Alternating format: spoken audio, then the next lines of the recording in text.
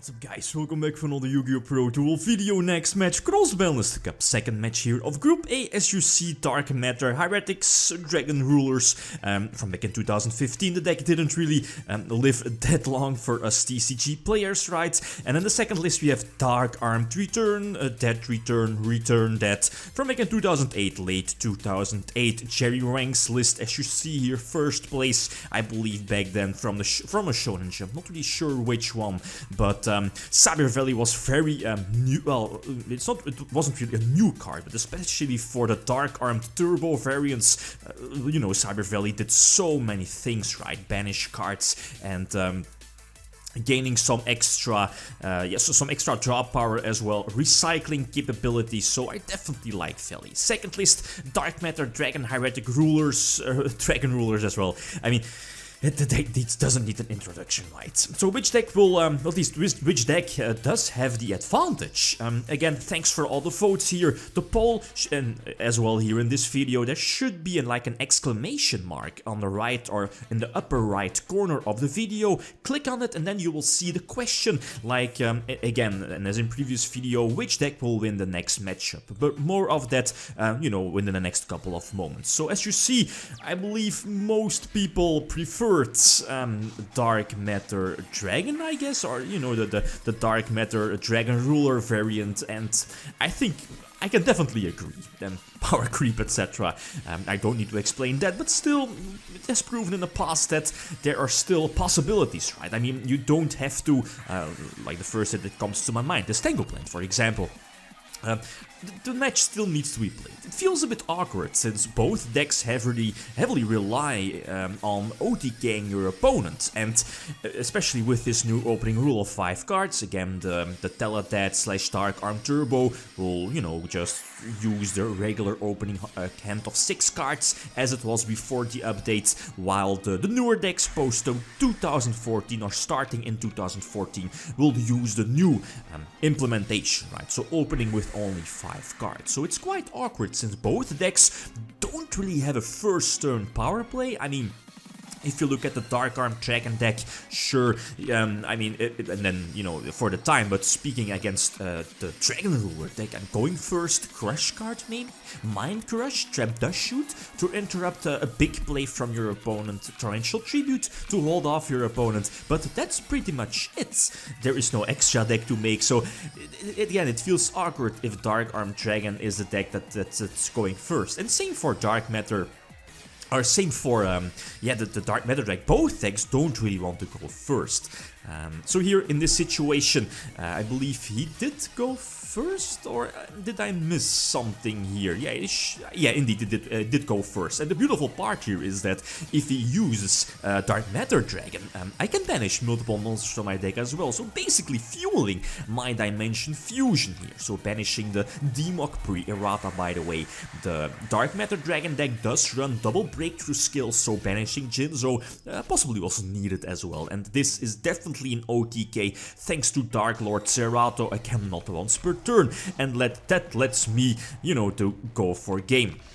So game number 3, if I'm not mistaken, he lets me go first, and this is, I believe, an okay opening hand. I could have used Duplication on Cyber Valley, but I was like, that doesn't really feel, at least if I survive this, you are keeping Cyber Valley with Dupli and Brain Control might be much more powerful, especially because of Scapegoat, so there is still always the chance that I'm able to survive. But he does make a good play, as in not, well, he can't make any play other than possibly special something title, but you know, just leave the goats on the field, and I can't OTK unless I have Destiny Hero Plasma, right? Anyway, so he does opt to attack into a token. Maybe he should not have done that, giving me the extra monster zone.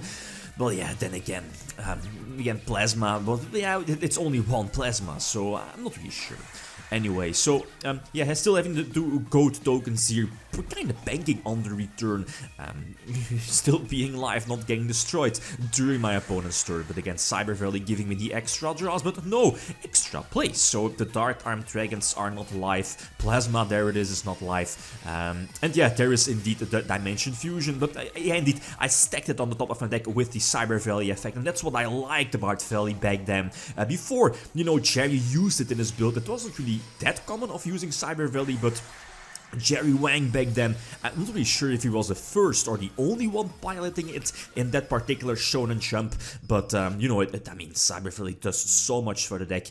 Like before, you are heavily relying on something like Demok to get your grave spells back, but now you had Cyber Valley of recycling something from your graveyard, put it back on the top of your deck, and then, well, potentially giving you extra draws with Scapegoat or Brain Control, so that's again very, very powerful.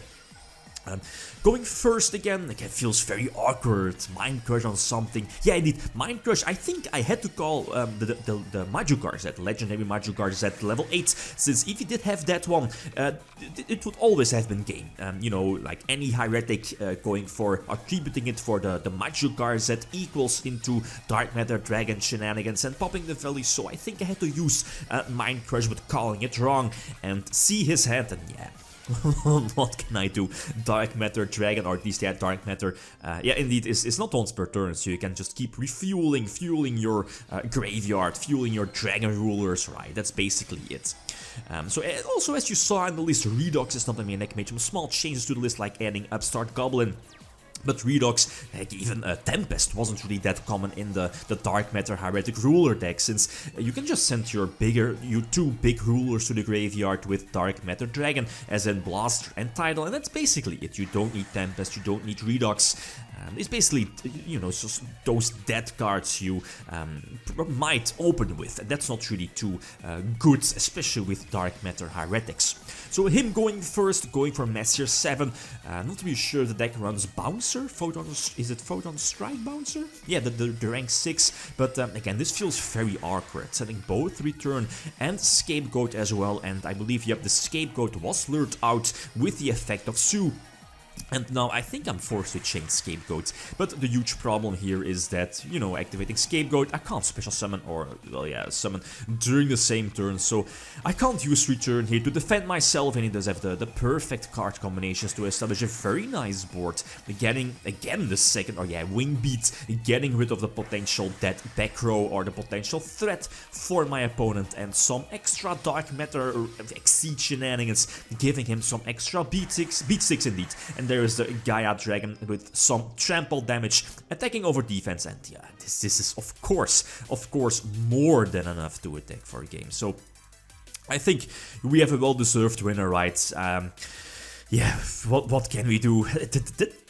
Again, it was just a faster deck, not really sure the more consistent deck, but well, Dragon Rulers, Dark Matter, like a huge Foolish Burial on legs with 4k attack, that's again such a huge force, right? So again, it was really close, but the people voted for Dark Matter Dragon or Dark Matter Hieratics definitely had the win here, right? So next matchup again, we'll start with the first match here of Group B. So again, feel free to leave a vote on the top right corner of the video, the exclamation mark, exclamation symbol, right?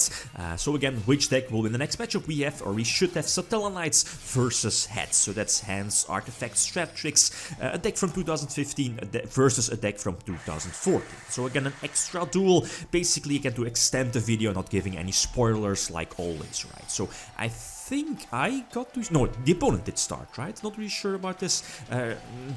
Anyway, using Monster Reborn on Stratos getting the extra surge. Maybe the breakthrough skill on his part was a bit too soon. Well, maybe with Destiny Draw, although I might have used Destiny Draw previously. Then again, depends on what my hand was, right?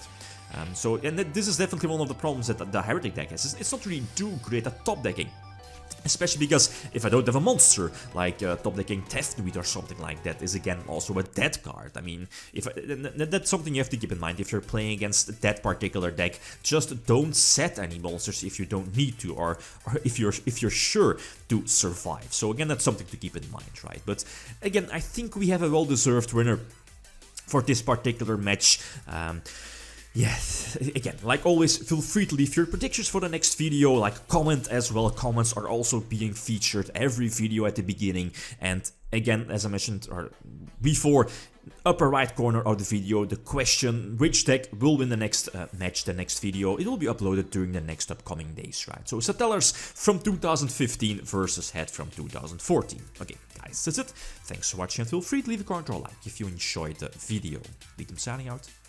Peace.